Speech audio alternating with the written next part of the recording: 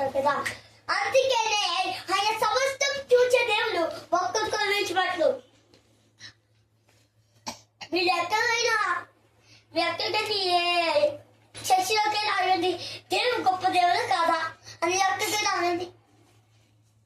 అందరూ భాషలు ఏం చెప్తారంటే దేవుడు గొప్ప దేవుడు, దేవుడు గొప్ప దేవుడు అని చెప్తారు. కానీ సాతాను అడుగుతుంది, సాతాను దేవుడిని నమ్ముకోవద్దని చెప్తారు. అలా అలా చెప్పి దేవుడిని పిలిచి పెట్టేసామనుకో దేవుడిని నచ్చడు. ఎందుకంటే దేవుడు ఈ సమస్తం సూచించాడు. వర్షంను, గాలిని, ఆకాశంను, భూమిని, చంద్రులను, నక్షత్రాలు సమస్తము ఆయన వశము. ఆకాశం ఆయన సింహాసనం. నేను ఒకసారి మా ఇంటి మేనేజర్ ఏం చూసానంటే ఇది విషయం కనిపించింది. నాకు సూర్యుడు కనబడకుండా వెళ్తూ వచ్చింది. ఆ పలుకున్నప్పుడు నాకు ఒక కళ వచ్చింది. దేవుడు నా కళకు వచ్చి ఏం చెప్పంటే, నీవు విశ్వాసం వీలుగా ఉండి నీవు ఎక్కడికి వెళ్ళినా ప్రార్థన చేసుకుని వెళ్ళమన్నా అని చెప్పి నాకు చెప్పాను. చెప్పిన తర్వాత నాకు ఒక ఆలోచన వచ్చింది. ఏంటంటే నేను దేవుణ్ణి ఎందుకు స్తుతించాలి అని నా ఆలోచన వచ్చింది. అప్పుడు మళ్ళీ నాకు ఒక ఆలోచన వచ్చింది. దేవుడు శక్తిమంతులని అని స్తుతించాలి, దేవుడు బలమైన దేవుడని అని స్తుతించాలి, దేవుడు శక్తిమంతులని అని స్తుతించాలి అని ఒక ఆలోచన వచ్చింది. ఆ ఆలోచన బట్టి దేవుడు ఎక్కడికైనా ప్రార్థన చేసుకోమన్నారు.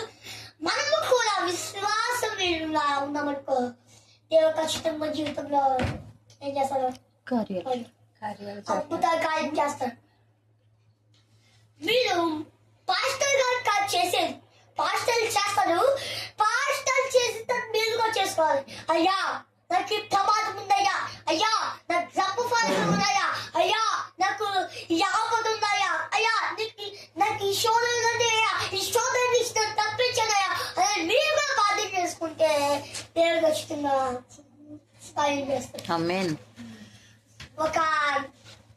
ఒక మానవ జీవితంలో అద్భుతం జరిగిందనుకో అందరూ సంతోషపడిపోతారు. నా వల్లే జరిగింది, నా బలం వల్లే, నా శక్తి వల్లే, నా జ్ఞానం వల్లే అని దగ్గర సంతోషపడతారు. కానీ దేవుని మీద కనికారం ఉంచామనుకో అది కార్యం చేస్తారు. అందుకని మీకు ఏమేమి కార్యం చేయండి ఎక్కడికైనా లేసే మాకు ఈ కార్యం చేసినప్పుడు అదమన్నాయ్యా, అయ్యా నాకు ఈ బయట ఇష్టం అన్నారయ్యా అని ప్రార్థన వాళ్ళనే ప్రయము ప్రార్థనే లెక్కాలి. ఆయన సర్వ సజీవుడికి దేవుడు అని చెప్పారు. ఇంకో మాట చెప్పు దేవుడు ఏ మాట అయితే, నువ్వు నన్ను ప్రార్థించుకుంటే నీకు ఉత్తరం ఇచ్చేదను. మీకు ఎంతమందికి ఏరియా తెలుసు? ఏరియా ఏరియా కాదు, ఆహాబు రాజు. ఏరియా ఆహాబు రాజు. ఏరియా వచ్చింది బిడ్డ ఆహాబు విగ్రహాలకి మొక్కలు అని ఎవరు చెప్పారు? శక్తి మేష అభిజ్ఞకో. ఏరియా కూడా ఆ విగ్రహాలు పరగొత్తే శక్తి దేవుడు ఇచ్చాడు. ఏం చెప్పాలంటే మీరు ఒక యజ్ఞం తీసుకొని మీ దేవుని మీరు ప్రార్థన చేయండి, కానీ ఆ యజ్ఞం మీరు కాచకూడదు అని చెప్పారు. అప్పుడు వాళ్ళు దేవుని ప్రార్థన చేస్తూనే ఉంటున్నారు. ఆ విగ్రహానికి ఏ చేస్తున్నారు, తప్పు వేస్తున్నారు. మళ్ళీ ఒక మాట, విగ్రహాన్ని చేసిన పనులు చేయొద్దు, సినిమా పాట పాడదు, విగ్రహాలు చెప్పిన మాటలు వినొద్దు, విగ్రహాలకి దూరంగా ఉండండి. దూరం మీకు మంచిది. సాధారణ ఎప్పుడైతే దూరంటారో దేవుని దగ్గర వస్తారు. నువ్వు ఏదైతే కలిసి ఉన్నాను, ఏదైతే ప్రేమగా ఉన్నాను, అదే సాధారణ వచ్చి బైబిల్ తీసి నన్ను తీసుకెళ్ళిపోయాను దూరంగా. అంటే పాపంలో నా సినిమా పని బాగుంటున్నారు, అబద్ధాలు కొట్టు కిచ్చు అని చెప్పాడు. ఎప్పుడైతే అపవాది దేవుని నన్ను దూరం చేశాడు.